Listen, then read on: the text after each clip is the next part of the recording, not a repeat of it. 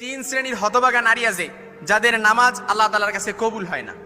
তারা নামাজ পড়তেছে কিন্তু আল্লাহ তাআলার কাছে অ্যাকসেপ্টেড হচ্ছে না, কবুল হচ্ছে না। আজকে ভালো করে শুনে নেন, আমাদের মা বোনদেরকেও মেসেজটা পৌঁছায় দেবেন। তিন শ্রেণীর হতভাগা নারী যাদের নামাজ যুগ যুগ ধরে পড়তেছে কিন্তু কবুল হচ্ছে না। আল্লাহ রাসূলুল্লাহ সাল্লাল্লাহু আলাইহি ওয়াসাল্লামের স্পষ্ট হাদিস, আবু দাউদের বর্ণনা এসেছে, আল্লাহর হাবিব সাল্লাল্লাহু আলাইহি ওয়াসাল্লাম বলেন, লা ইয়াকবালুল্লাহ সালাতা হাইজিন ইল্লা বিখিমারিন, লা ইয়াকবালুল্লাহু সালাতা হাইজিন ইল্লা বিখিমারিন। ওই মহিলার নামাজ কবুল হচ্ছে না যে মহিলা নামাজের মধ্যে খিমার ব্যবহার করে না, বড় উড়না ব্যবহার করে না, অর্থাৎ তার পরিপূর্ণ পর্দা মেনটেন করে। সে যদি নামাজ না পড়ে, এরকম যুগ যুগ ধরে অনেক মা বোন ভুল করে আসতেছে, শাড়ি পরে নামাজ পড়ে কিন্তু নামাজে যায়, সিজদায় যায়, রুকু যায়, কোমর দেখা যায়, তারপর হাতের গোছাগুলো দেখা যায়। অনেকে ভাবে যে ঘরের মধ্যে নামাজ পড়তেছে, কেউ তো দেখতেছে না। না, আপনি তো আল্লাহর সামনে দাঁড়াচ্ছেন, আপনার পর্দা তো পরিপূর্ণ মেনটেন করতে হবে। নামাজ যেমনি ভাবে ফরজ, আপনার উপর তো পর্দা করাও ফরজ।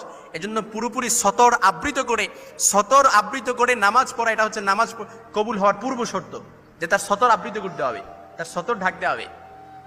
এজন্য মহিলারা, আমার মা বোনেরা নামাজ পড়বে। আবু দাউদের বর্ণনা, লা ইয়াকবালুল্লাহু সালাতা হাইজিন ইল্লা বিখিমারিন।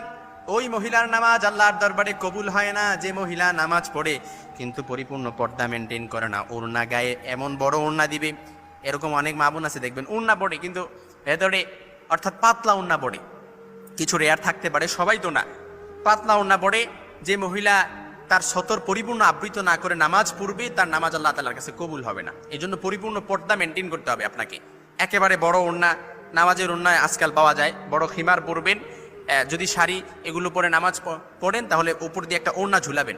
আমাদের মা বোনদেরকে মেসেজটা পৌঁছায় দেবেন, 1 নাম্বার। 2 নাম্বার হচ্ছে, ওই মহিলার নামাজ আল্লাহ তাআলার কাছে কবুল হয় না যে মহিলা লা ইয়াকবালুল্লাহু মিন ইমরাতিন খারাজাত ইলাল মসজিদ ওয়া রিহুহা তাতাসিফু। যে মহিলা কি করে, মসজিদের দিকে নামাজ পড়ার জন্য মসজিদের দিকে গমন করে কিন্তু গমন করার পরে ওয়ারিহুহা, সে পারফিউম ইউজ করে, তাতাসিফু, তার পারফিউমটা কি করে বাতাসের সাথে মিশে অন্যের নাকে যেয়ে লাগে। এজন্য যে মহিলা পারফিউম ইউজ করবে ওই মহিলার নামাজ আল্লাহ তাআলার কাছে কবুল হবে না। সাবধান। আপনি পারফিউম ইউজ করতে পারেন বেডরুমের ভেতরে আপনার স্বামীর মনকে মনোরঞ্জন করার জন্য, আপনার স্বামীর সামনে নিজেকে সুন্দরভাবে রিপ্রেজেন্ট করার জন্য আপনি পারফিউম ইউজ করতে পারেন, কিন্তু এই পারফিউমের গন্ধ যেন, সুঘ্রাণ যেন অন্যজনের নাকে না লাগে। এজন্য যে মহিলা পারফিউম ইউজ করে মহিলার নামাজ কবুল হয় না। এবং ওই মহিলা, যে মহিলা পারফিউম ইউজ করবে আর এই পারফিউমটা অন্যজনের নাকে লাগবে, ওই মহিলা অপবিত্র অবস্থায় যতক্ষণ অপবিত্র থাকবে, অর্থাৎ ততক্ষণ না অপবিত্র হবে হাত্তা তার যে আফাতাগতাসিলাম, যতক্ষণ না সে ফিরে আসবে এবং অপবিত্র অবস্থায় যেভাবে গোসল করে, যতক্ষণ না সে সেভাবে গোসল করবে ততক্ষণ ওই মহিলা অপবিত্র থাকবে। আর যে মহিলা পারফিউম ইউজ করে অপবিত্র অবস্থায় থাকবে, তার নামাজ আল্লাহ তাআলার কাছে কবুল হবে না। এই জন্য আজকে থেকে সাবধান, পারফিউম যেন আমার মা বোনেরা না করে।